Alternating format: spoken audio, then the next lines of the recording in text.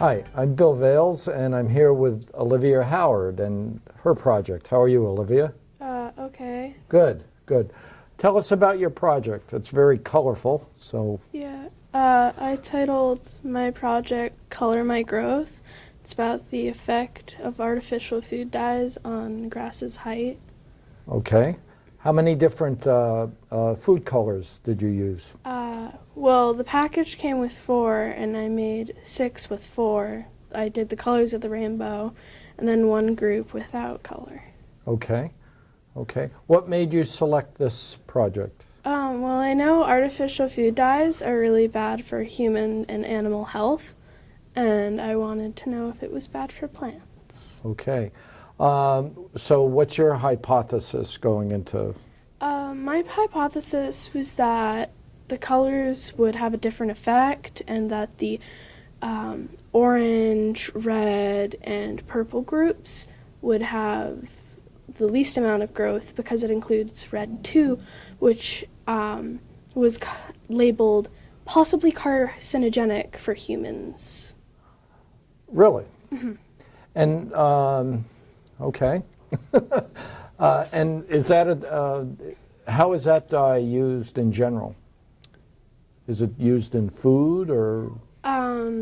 Yeah, red 2 and all the other colors have been used in food and decoration for food. Okay. And all sorts of items. Okay. Okay. So that's your hypothesis. And how did you go about testing this, running your tests? Well, I took numeral empty egg carton containers. Okay. And inserted about a tablespoon of dirt, and then inserted 1 seed into each one, and then put half a tablespoon of dirt to cover it enough. Okay. And then I labeled it with, each had 3 of its group, and I labeled them with each corresponding color. Okay. So 1 seed of grass in each pod, yes. In each pot. And then did you water them? So then what did you do? I watered them every day with their corresponding color that I labeled them with. Okay, and how much water did you apply to them? 1 tablespoon of water each day. Okay. And how long did it take for the grass to sprout?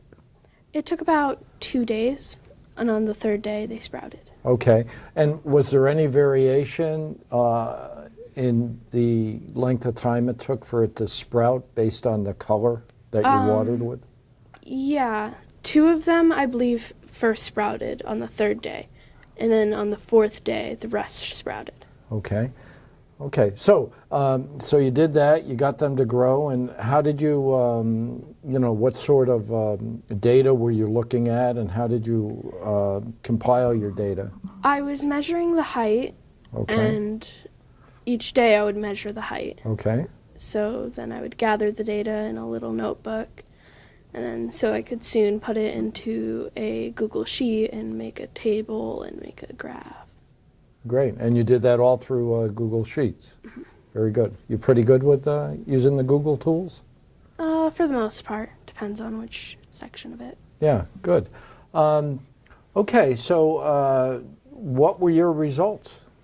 My results were, for some of them they were very close. The tap water, which was the uncolored group, and the yellow water ones were the highest, and they were like a decimal of centimeters off.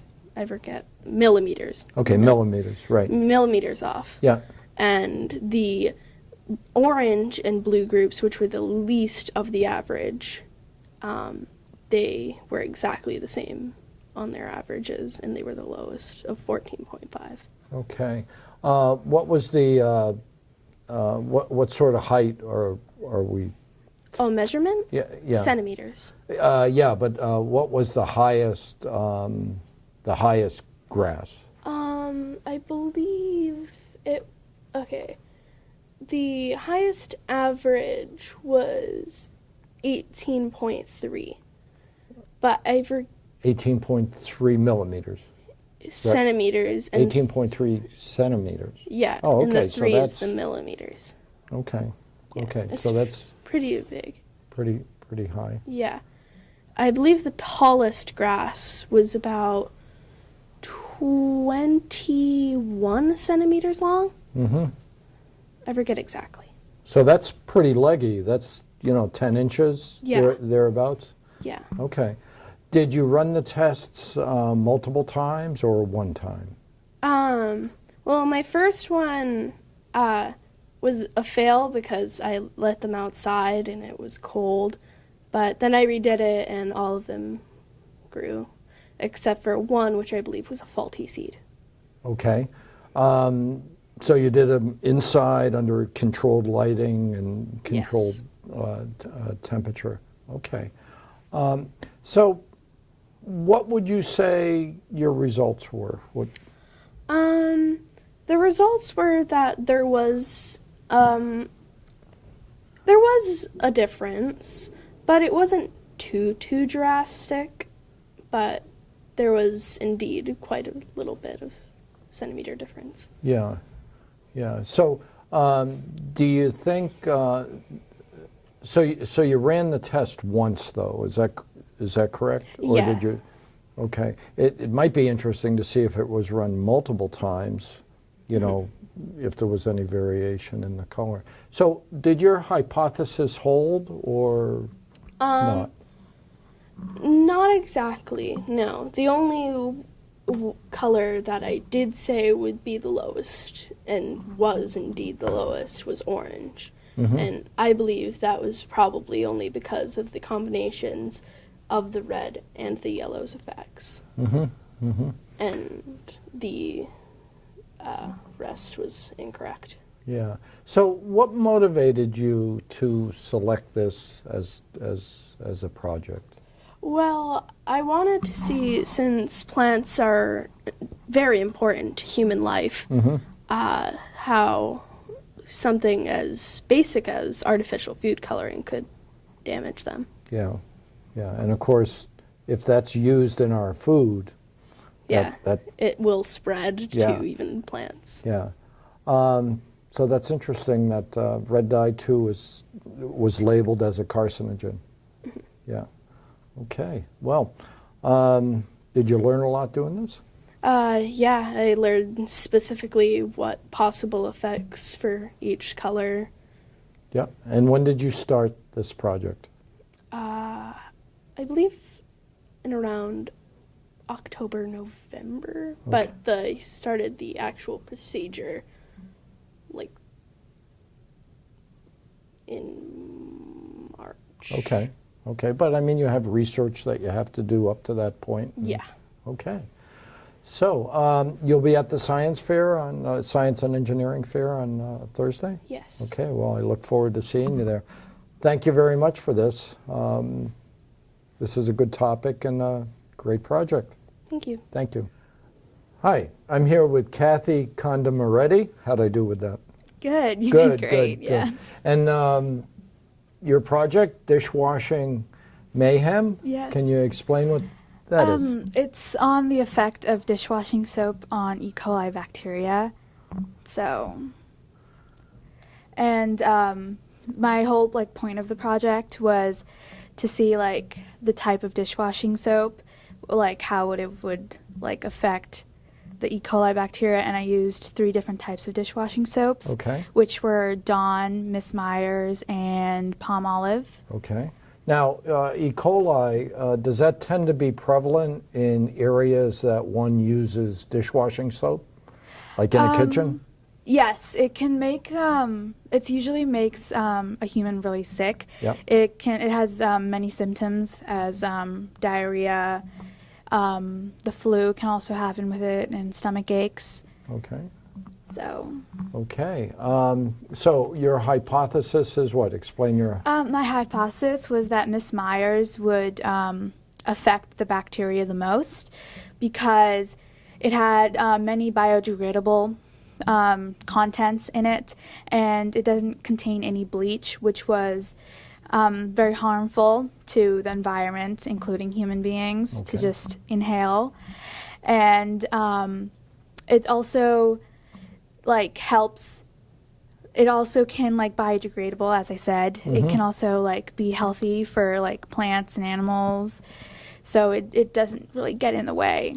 Okay, now would bleach have the effect of being detrimental to the E. coli bacteria? Yes, bleach actually can kill most of the bacteria, as salmonella is also a different type of bacteria that it can also kill.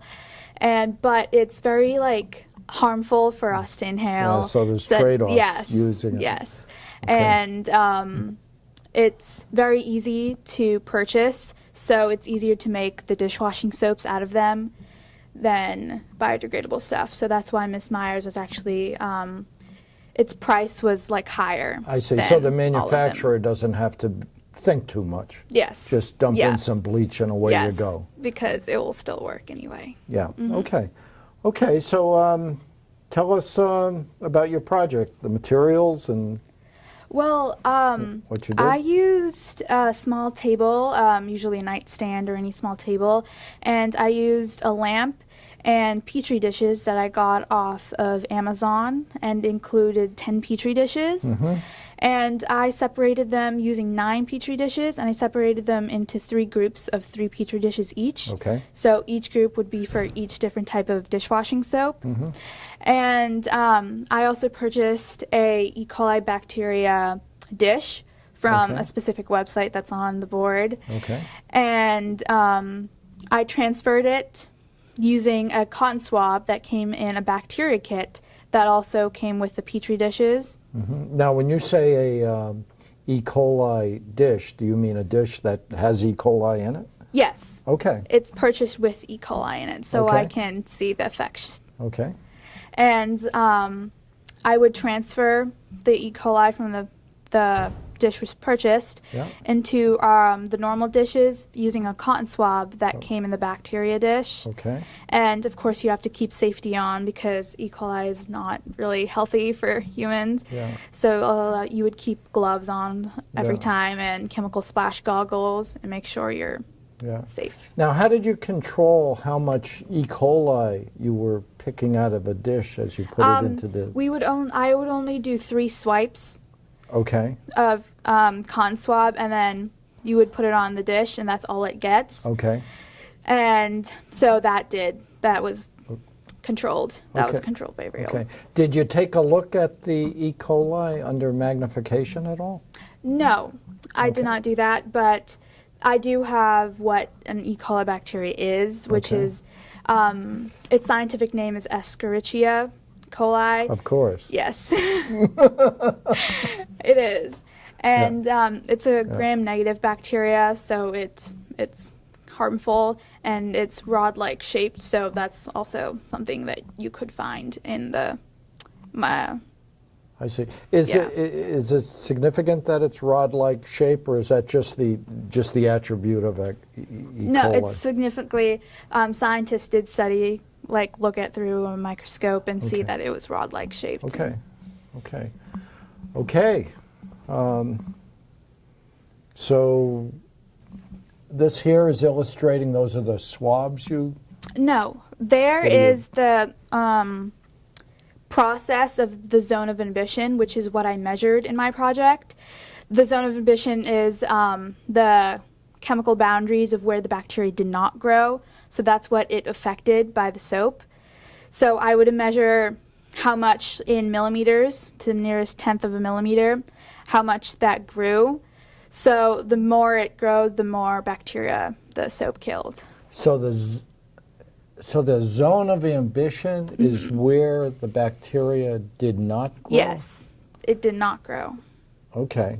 So that just sounded a little backwards to me, that as Yes. if the bacteria has ambition to Yes, grow. it just does not want to grow in that part does not. because it's near the bacteria. It's near the dishwashing soap. Yes. I see. So this is actually where the soap is. Yes, it's I see. it's on a filter piece of paper I that I see. kept in the soap for a minute and then transfer them into the middle of the petri dish using a forceps. I see. And so that shape there is the shape of the paper that you put Yes, that and on. then I see. it's not really visible, but like there's a slight zone of emission on there. Okay, so say some more. So like this was in a span of 4 days. Okay. So it did affect it by a lot because I kept a blanket over it and I kept the temperature about 80 degrees. Okay, so the zone of inhibition Okay. is it actually like affected it by a lot, and the blanket did affect it, and keeping the temperature at about 80 degrees in my house affected it. But of course, E. coli bacteria specifically can grow significantly from 60 degrees to 120 degrees. Okay. They grow like really good in that degree, so I kept it at 80s to make sure it grows. Okay. And it did grow. So. So at what temperature would E. coli cease to grow, and would it die at a... Yeah, it would stop growing and eventually die if it's anything lower than 60. Okay. And of course, it would like die of exhaustion or overheating if it's above. Okay. Do you see any, I don't know if it would have occurred in this sort of experiment, but maybe it would, any sort of mutation that occurs? Not really, but there was an outlier, something that didn't grow at all. So palm olive, one of the petri dishes in palm olive did not grow at all. So it was just there the whole time. So that might have affected if I did the experiment over again, I would add more petri dishes, and maybe if there's more than one outlier in palm olive, then it would see that palm olive is not really a good dishwashing soap. Did you have your whole house at 80 degrees? Yes, it was. Wow. It was for 4 days, so I told my parents to deal with it for 4 days. Okay. Now, I've heard that when there's an oil spill or something like that, that the soap of choice for cleaning birds is Dawn. Yes. Okay. Yes. Why is that? Mostly because Dawn, of course I said, has bleach, but also it has a weird, in my science teacher, Ms. Finnerty, she said in one of our experiments, Dawn actually helps to see DNA, and it's only Dawn, so you can tell that like Dawn has a specific chemical. I'm not really sure what it is, but it has a chemical that can help with different things. Interesting. Did your hypothesis hold? Yes, it did. Miss Myers actually kept growing a lot. Of course, palm olive, it didn't grow. One of them didn't grow, but it was the least, and 33% of it actually affected the bacteria, and about 99% of Miss Myers actually affected the bacteria, so you can see a big difference there. And I'm pretty sure 66% affected Dawn, so Dawn's not entirely bad, but it's not entirely good either. Okay. Is there a lot of E. coli in our kitchens?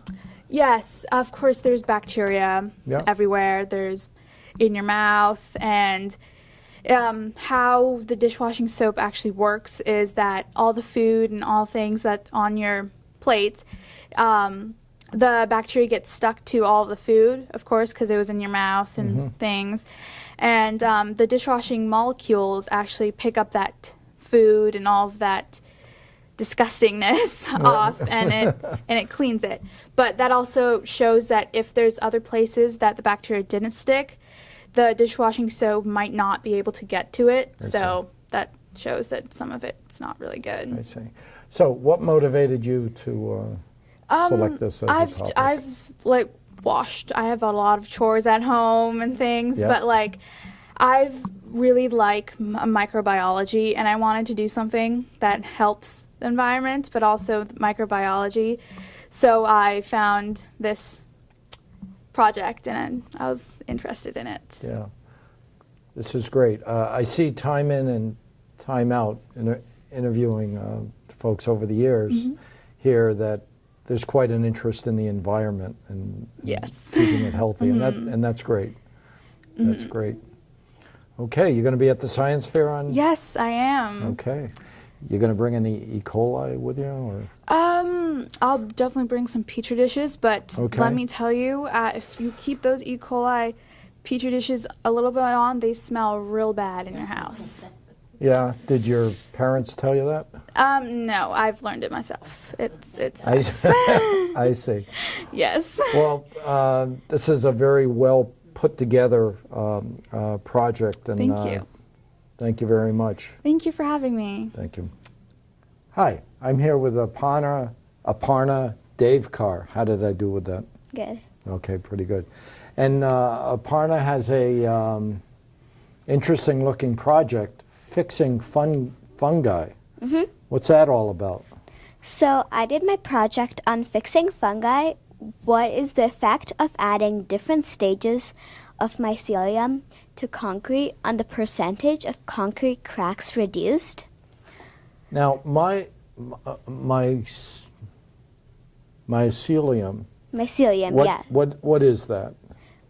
So mycelium, as you can see here, it's a type of filamentous fungi that's made out of a network of hyphae. Hyphae are white filamentous fungi. The white filaments, but they're like thread-like. So those are the little white stringy things there. Mm-hmm. So they expand while activated. So I thought that if I put mycelium in concrete, the hyphae can expand and fill cracks in concrete. Now, mycelium, isn't that part of a mushroom network? Mycelium is like mushroom, but it's not part of mushroom. Okay, all right. What made you think of this? Well, I knew that I knew that in concrete many cracks develop. Yes. And many structures are made out of concrete, and especially when water goes inside it and freezes and then thaws, and then the crack gets bigger while it's frozen. Sure. Because ice expands. Mm-hmm. So then the crack keeps getting bigger and bigger until a structure is destroyed. So I knew about this, and I thought that what if there was a bioconcrete, a concrete that could heal its own cracks. So then I researched it, and I found out that actually scientists are in the process of trying to develop a bioconcrete, but they haven't found an efficient one yet. So they do it with bacteria, and I decided to do it with mycelium for the reason they stated, because hyphae can expand. Okay. And so that's what I thought. Where did you get your mycelium? So I found it at this website, and so when I got it, the mycelium was dormant. So dormant mycelium means that it can't grow, but activated mycelium, which I activated by putting flour and water in it, is awakened, so it can eat the flour and water and grow. So when I got it, it was dormant, and then I activated it. So I did 5 samples. So in this one, Okay. I used only mycelium. In this one, I activated the mycelium and mixed it with concrete when the concrete was still being made. In this one, I did the same thing, except I did it with dormant mycelium. In this one, I made concrete. I cracked the concrete, and I put the dormant mycelium inside the concrete cracks. Okay. And then the last one, I just made concrete. So the first and last ones were just control. Okay. I know lots of people with cracked concrete, so I'm really interested to learn some more about this. So take us through your procedure, what you did. So as I explained, first I made all of these 5 samples. Okay. So this is activating the mycelium, where I mix flour and water into the mycelium. and this is mixing concrete. And when I mix mycelium and concrete, it looks like this kind of a greenish brown paste. Okay, any odor to it, or Yeah, it's quite stinky. is it really? Yeah. Okay. So then I put it into concrete cylinder forms, and I packed it in. And then after 2 days, I removed it by just cracking the. Okay. Is this your form here? Yeah. Okay. This is my form. Okay. And then after I removed it, I cracked the sample. So these are 5 samples finished, and before cracking, and these are them after cracking. What kind of device is this here? That is a compression machine. It pushes it together. Okay.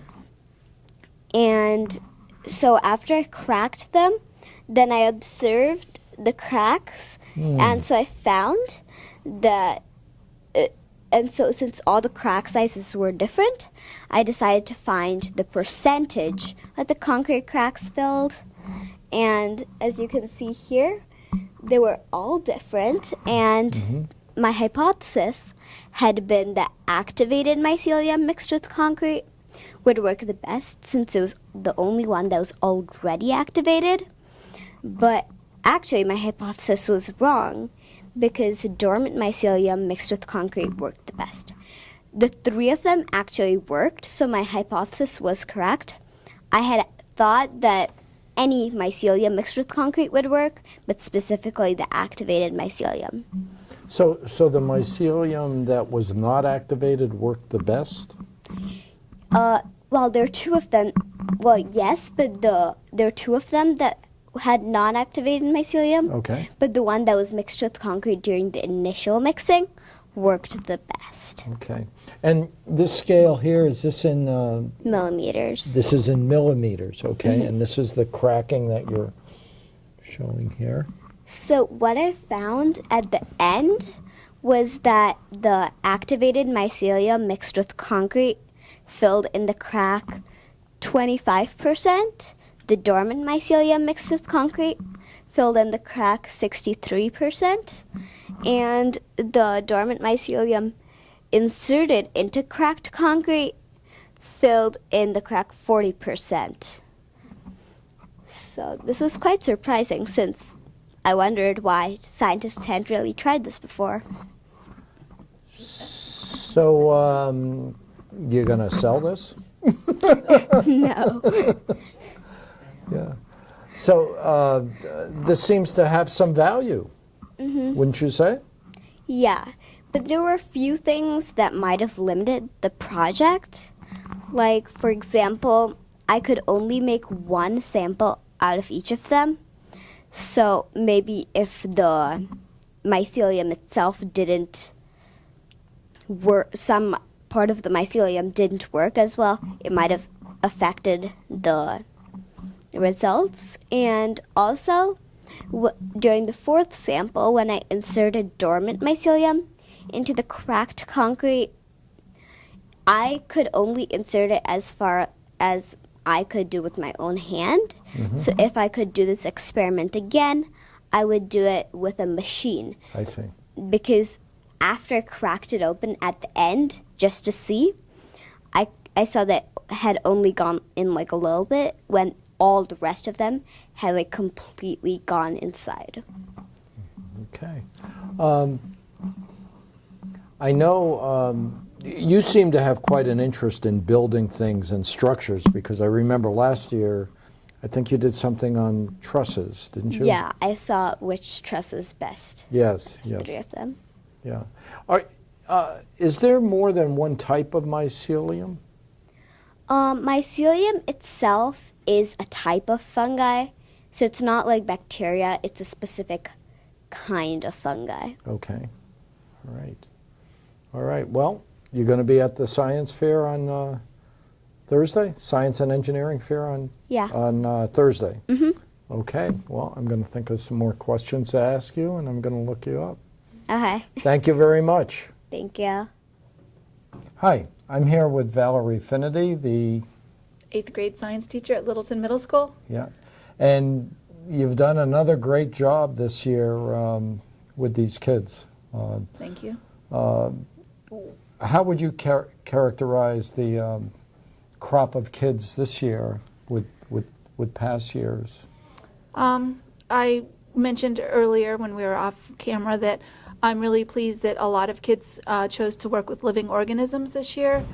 There are a number of kids who studied E. coli. So the E. coli that they use, they have to buy from a supplier, so it's not, but it's a strain of E. coli that's used in K to 12 schools. So they are required to buy that. They can't just get bacteria from the environment. Sure, sure.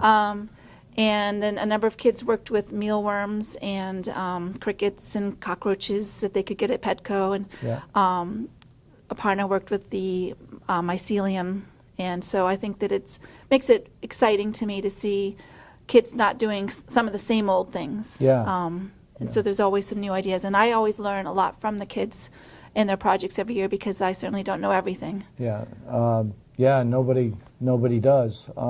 The kids seem really inspired to do something with the environment. That they're, you know, they're concerned about the environment, and their studies seem to, you know, try to further their understanding of things. I mean, Well, my background is in environmental science. That was my undergraduate degree, and I've always been passionate about the environment and protecting the environment, and I slip things in whenever I can, whenever it fits. But we also, now in Massachusetts, we teach climate change in 8th grade, and so I've actually been teaching it for many years, but I would put it on at the end of the school year after the MCAS, and now it's part of the required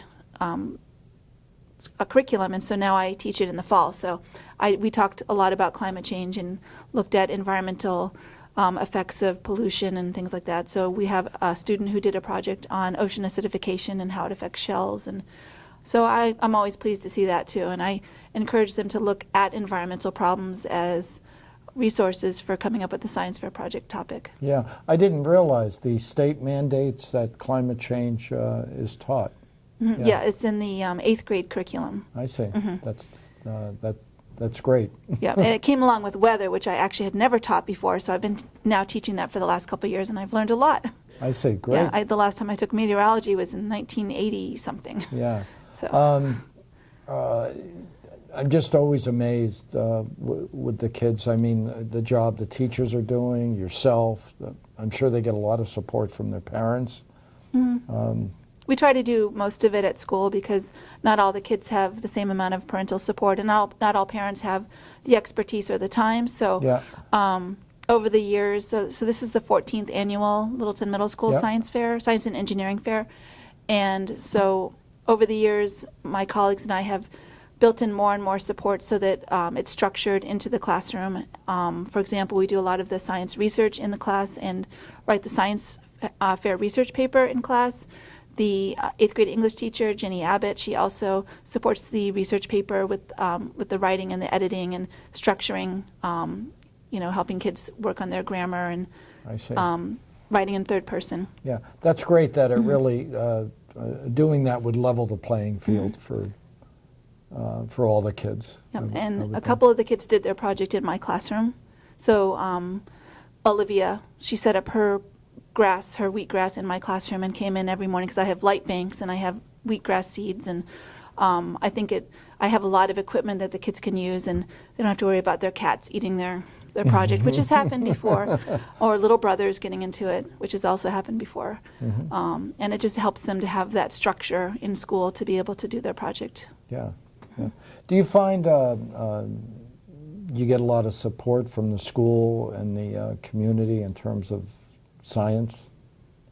Well, definitely the school and the community. I know that science is very valued. We have a lot of students who go on from the high school to major in science. I was talking to the guidance counselors at the high school recently because we were wondering if they had a count of how many kids ended up majoring in science, and they said that they didn't keep count, that they actually probably should, but that they know that it's become a very popular major, whether it's a health related career like nursing or medical school. We have a lot of students who go on to major in engineering. And I know that we have a lot of support financially from the school district and also from the like Littleton Education Fund. I've gotten multiple grants for probeware and other equipment that it's hard to purchase sometimes. Yeah, great. These projects take a fair amount of time, don't they? I mean, you start them at what point in the school year? I start talking about it right at the beginning about, oh, this would be a great idea for a science fair project, or, you know, keep looking around you, think about topics you hear about in the news, or we study weather, and a lot of them are very interested by things like hurricanes and air pressure, and so I always kind of try to think about, you know, encouraging them to look around at what they're learning in class, or if something comes up in the news, I'll suggest that. And so then I also give a couple of assignments in the fall to have them explore different science in the news. And I have some exploratory assignments where they look. I have it's hard to explain, but it's a hyperdoc where they go in and it leads them to different websites where they can explore topics and explore and look at other kids' projects. So there's like the Google Science Fair, and then I have them look at some biological supply companies and look at the live organisms to help just get some ideas and make them start thinking about top possible projects. So they're actually really, I'm trying to put it into their heads well before the end of November, which is when they choose a topic and then they start the research. So I have them choose a topic first. So I'm interested in insect intelligence. Was a couple of kids did that, and then they would do their research paper on insect brains and insects and find out all about that, and then they come up with a research question, and then they develop their project from there. Okay, well, it's a long process. I'm looking forward to going to the Science and Engineering Fair on Thursday, and I know the last few years you've made suggestions to me before the fair. Go see. I always think of Vivian and Mikey Taylor. Right.